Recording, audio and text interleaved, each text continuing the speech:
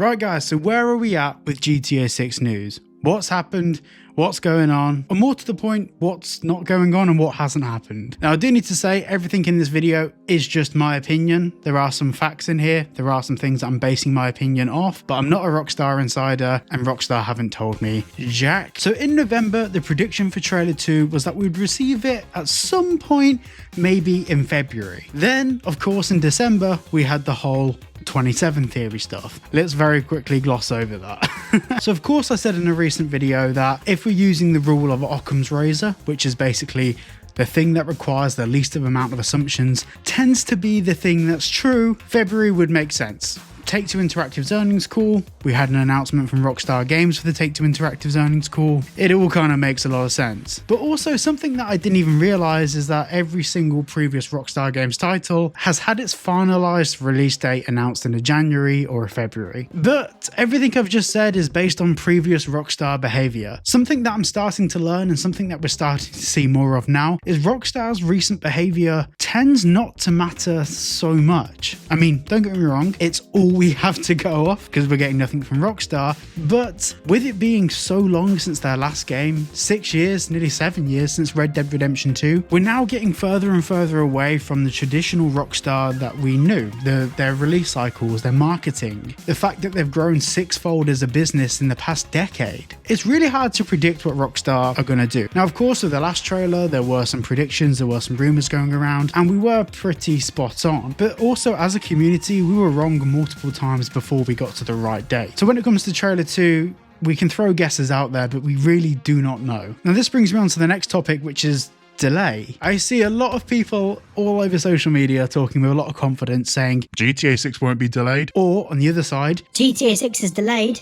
Yes and no and yes. Let me explain in the best way I can. Every single other game from Rockstar has been delayed. But like I've just said, we can't necessarily judge everything they've done in the past and extrapolate that to the future because we just don't know. However, that being said, GTA 6 has technically already been delayed twice internally, and I did a whole video about that which you can watch after. That'll be the pinned comment. I think the big problem with GTA 6 as a thing, as a business, as a product, is too big. It's so big that they're not going to know if it's on track until maybe a month or 2 months prior to its release. A good example is if they take that game to the ESRB or the PEGI ratings board. Obviously in the US they're going to try and aim for a mature rating, and in the UK they're probably going to try and aim from somewhere between a 16 to an 18. But if the ESRB or the PEGI ratings board goes back to Rockstar and says to them, you've got to remove this mission from the game, or you've got to remove this feature or functionality set from the game because we won't be able to give you a mature rating or an 18 rating with that content in the game, Rockstar will have to go back and remove it because they can't afford, especially in the US, to get an adults only rating. Now we need to talk about what that actually means. You can't just delete a mission from a game. That might have knock-on effects to the story. That might overly complicate the narrative of the story, the way the story ends, or different arcs of the story, or side missions, the Strangers and Freaks missions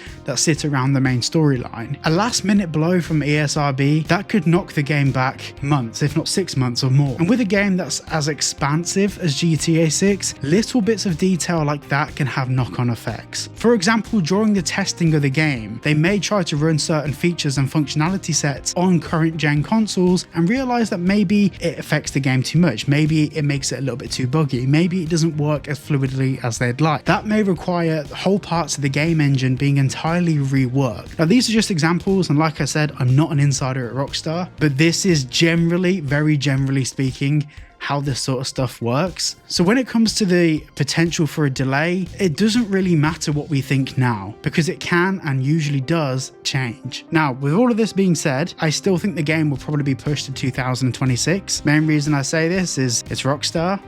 That's the only reason I'm saying that. But I don't think that we'll know of a delay until maybe even 6 months from now. Now, the big response I usually get to this is, well, Take-Two Interactive said that the game's on track for fall 2025. And do you know what else was on track? Red Dead Redemption 2. Until 6 weeks later, after the earnings call, Rockstar announced it was delayed. Now, Take-Two Interactive said that GTA 6 was on track nearly 6 months ago. In the past 6 months, a lot could have changed. More to the point, Rockstar could announce a delay after Take-Two Interactive's earnings call, the day after, the day of. We just don't know. And the reason why this is important is the argument of Take-Two Interactive can't lie to their investors is brought up a lot. But the thing is when they're saying they believe it's on track, they're not lying. Certain reasons for a delay are beyond Rockstar's control. They're beyond Take-Two Interactive's control. Truthfully, Take-Two Interactive won't know the game is delayed until Rockstar say to them, we're probably going to have to delay this game, which normally is a big amount of pressure for a games developer like Rockstar. So it's not a decision that's made lightly, and so many different factors and considerations are taken into account before Rockstar actually announced a delay. Now, in other news, we had this trailer. Now, this looks like a trailer that we've all seen before, and this is something that I've covered for the past 2 days on the channel. But there's a website called Bilibili,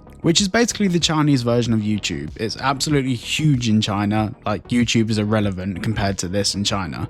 And Rockstar Games, on their official account, when the trailer was released last year, they posted the same trailer that they posted on YouTube. However, the difference being is that YouTube's compression algorithm is absolutely brutal. And this is something that I've noticed in my own videos. A lot of my videos where I'm on camera are uploaded in 4K from a $4,000 camera and lens, and they end up looking absolutely awful. However, on Bilibili, for those premium users that use it, you get the full unlocked bitrate for the original video. So this has now led to us being able to go over to the website Bilibili and watch a full bitrate version of the GTA 6 trailer. And if you want to check out my last video, I do a full side-by-side comparison cropped in, so obviously YouTube doesn't compress it too much, where you can actually see the detailed differences in these trailers, and it's absolutely insane. Now, I have noticed over the past 24 hours, there's loads of accounts on X, Twitter, whatever you want to call it, saying that there's a 10 times the resolution size file out there.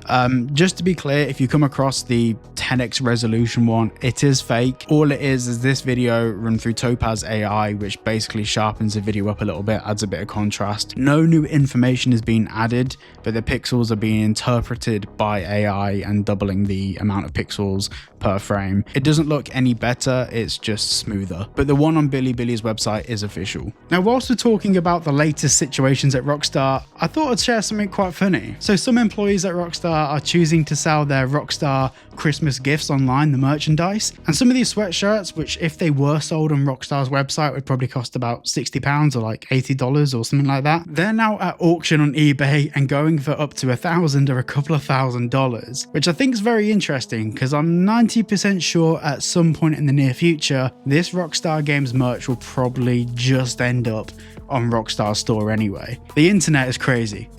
So hopefully that's a very quick and concise wrap up of where everything's at the moment in the GTA space, what we can expect moving forwards, and of course if anything changes, I'll let you all know. Thank you so much for watching today's video, and I'll see you all in the next one.